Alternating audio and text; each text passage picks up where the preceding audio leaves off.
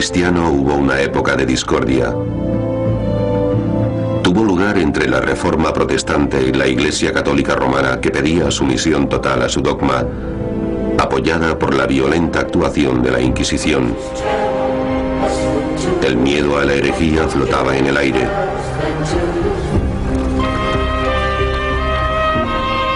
Durante esa turbulenta época, Galileo Galilei se convirtió en el científico más célebre de Europa. Estaba muy seguro de sí mismo. También era un brillante escritor, era tremendamente inteligente. Si hay alguna persona de la que se pueda decir que ha creado la ciencia moderna, ese es Galileo. Sus primeros experimentos fueron esenciales para los físicos modernos y sus observaciones revelaron nuevas verdades sobre el universo.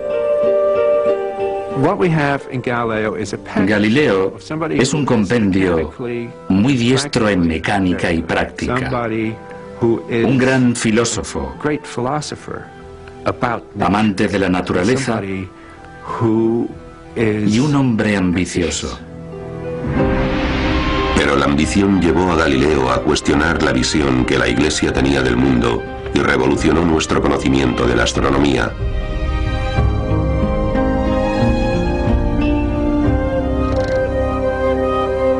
Irónicamente, Galileo era un ferviente católico y entregó a su hija Virginia a la Iglesia. Profesó con las hermanas de Santa Clara y le escribía cartas, muchas de las cuales aún se conservan hoy. Revelan una hija preocupada por la angustia de su padre, a quien la Iglesia había acusado de herejía y estaba prisionero en su propia casa. Pero Galileo nunca perdió su pasión por investigar el mundo natural. Yo quería que la gente entendiera que la naturaleza les había dado ojos para ver sus obras y también cerebros para que fueran capaces de entenderlas. ¿Quién era ese hombre que vio más que otros en los lejanos rincones del universo? Que tuvo que sufrir por mostrarnos los recurrentes choques entre la religión y la ciencia. Galileo era sincero cuando decía que la Biblia era la verdadera palabra de Dios, pero no pensaba que fuera un buen libro de texto de astronomía. Los trabajos de Galileo fueron prohibidos por la Iglesia durante siglos, y hasta nuestros días la Iglesia no los ha aceptado. Galileo tuvo que pagar un terrible precio, pero sus descubrimientos cambiaron el mundo.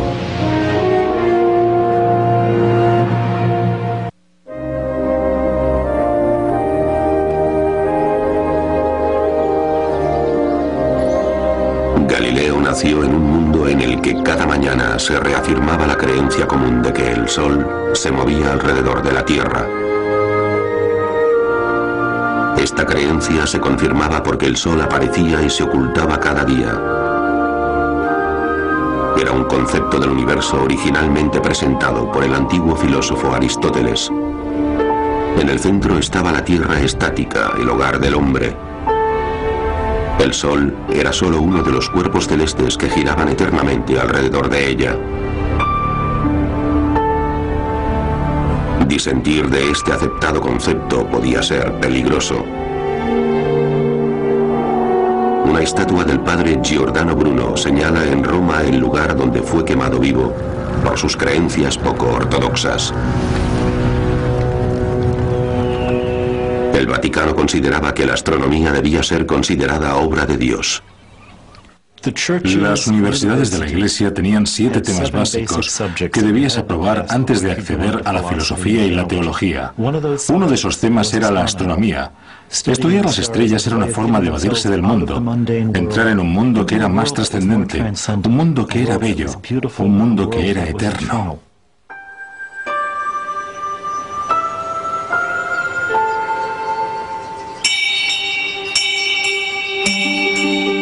Para la Iglesia había también una razón práctica para estudiar los cielos. El cielo era a la vez reloj y calendario. Tras los muros de los conventos, la salida y el ocaso definían los ciclos de los rezos de la mañana y la noche.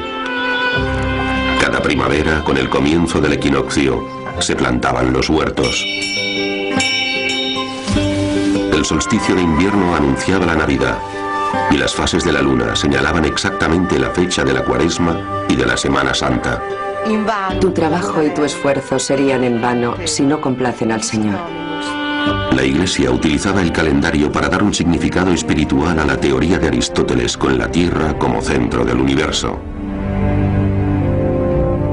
Las imágenes para impartir teología eran muy usuales. La Tierra no es solo el centro del universo, sino que está en el fondo del universo. Solo el infierno está más abajo. Y hay una cadena de creación que se alza hacia los cielos.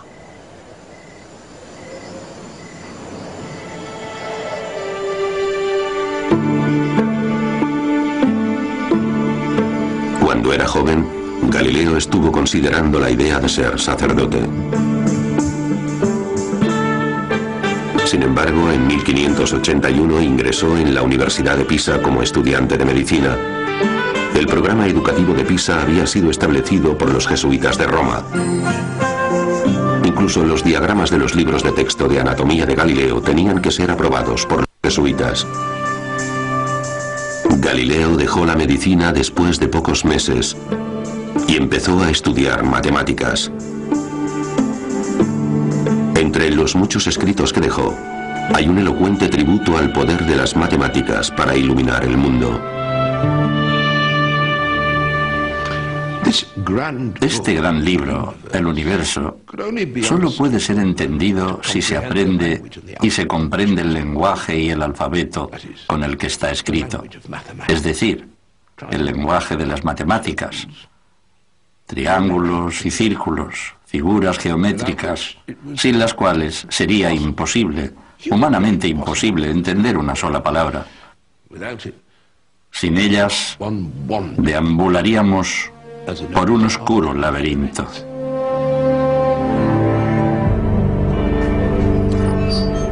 El mundo estaba muy confuso. ¿Dónde encontrar la verdad? ¿Dónde está la auténtica verdad? Y entonces hubo una especie de consenso, ya que Galileo estaba totalmente convencido de que en las matemáticas estaba la auténtica verdad. Si alguna vez los seres humanos pensaron como Dios, fue cuando pensaron en las matemáticas. Bien, combinemos la observación precisa de la naturaleza y apliquemos esa técnica de pensamiento que sabemos que Dios utilizó con nosotros. Las matemáticas pongámoslas juntas y tendremos unos fundamentos totalmente seguros con los que poder estudiar las cosas. Galileo realizó sus estudios matemáticos en la Universidad de Padua, a 60 kilómetros de Venecia, lo suficientemente lejos para estar libre de la influencia de los jesuitas y de su oficialmente aprobado programa. Padua tenía su propia universidad. Fue fundada en 1222 por estudiantes disidentes. No estaba dirigida por un rey o un papa. Era totalmente libre y su supervisora era la República Libre de Venecia. Por eso, conseguir una plaza en Padua era lo más cercano a conseguir la libertad académica, tanto en Italia como seguramente también en toda Europa. ¿Puede explicarnos Galileo si sabe qué hay en su libro para que se le haya ordenado comparecer ante nos? Bien, cuando estaba escribiendo el diálogo, no lo hice creyendo que la doctrina de Copérnico era cierta. Sin embargo, yo buscaba las razones astronómicas que pudiesen aclarar el debate e intentaba demostrar algunos de los argumentos. Pero no digo ni que son falsos o concluyentes, y ni estoy a favor ni en contra. Yo no los apoyo. Desde la determinación del cardenal Bellarmine, dejé de apoyar esa teoría condenada.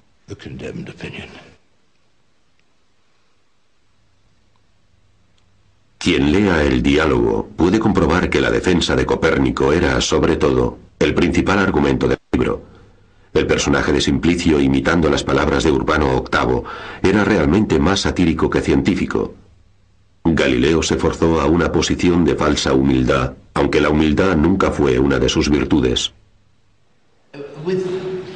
Con todo respeto al tribunal, he releído recientemente mis diálogos después de 3 años y libremente concedo que en varios lugares un lector ignorante de mis verdaderos propósitos puede suponer varios argumentos que pueden sugerir una auténtica convicción por mi parte. Mi error, lo confieso, fue por ambición, por la natural inclinación de muchos hombres a analizar las cosas que no hacen otros, a mostrarse a ellos mismos más diestros que otros hombres y exponer argumentos a favor de proposiciones, incluso siendo falsas propuestas.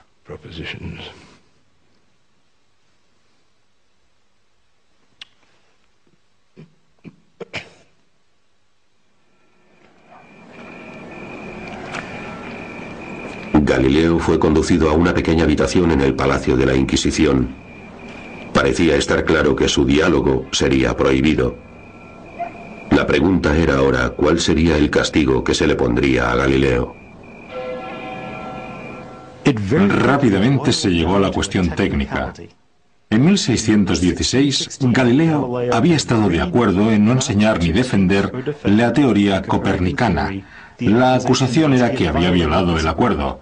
Y Galileo dijo: no, yo no he violado el acuerdo, como podréis ver cuando leáis el final del libro. Yo me pongo a favor de la posición de la Iglesia y solo expongo esos otros argumentos como tema de discusión. Bien, cualquiera que lea el libro lo comprobará. La mañana de su sentencia, Galileo se presentó nuevamente ante la Inquisición, esta vez vistiendo las ropas blancas de los penitentes.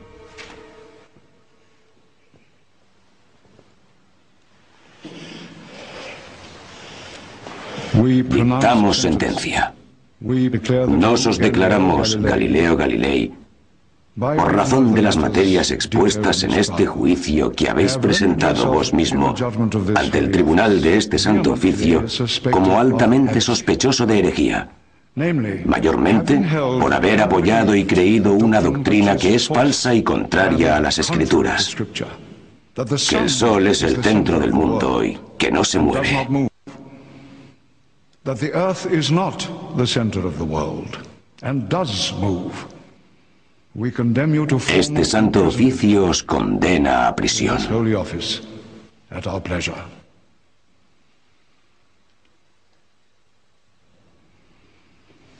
Se le ofreció una oportunidad. A Galileo se le ofreció la oportunidad de renunciar a sus errores. Mejor que pasar el resto de su vida en una mazmorra, que hubiera significado la muerte del anciano. Yo, Galileo, hijo de Vincenzo Galilei, de Florencia, de 70 años de edad, me arrodillo ante vos y prometo que siempre he creído, creo ahora y creeré siempre, con la ayuda de Dios, todo lo que ha sido enseñado, sostenido y predicado por la Santa Iglesia Católica. Abjuro, con fe sincera y de todo corazón, reniego y detesto todos mis errores y herejías. Que Dios me ayude. Amén.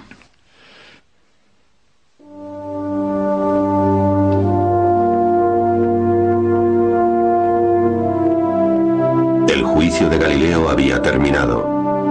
Esperando en la embajada toscana, estuvo varios meses sin saber si se le permitiría volver a su casa. Diálogo sobre los dos máximos sistemas del mundo fue añadido al índice de libros prohibidos. Continuó prohibido durante los siguientes 200 años. Galileo había creído que el Papa Urbano VIII le protegería de la censura, pero el Papa no lo hizo.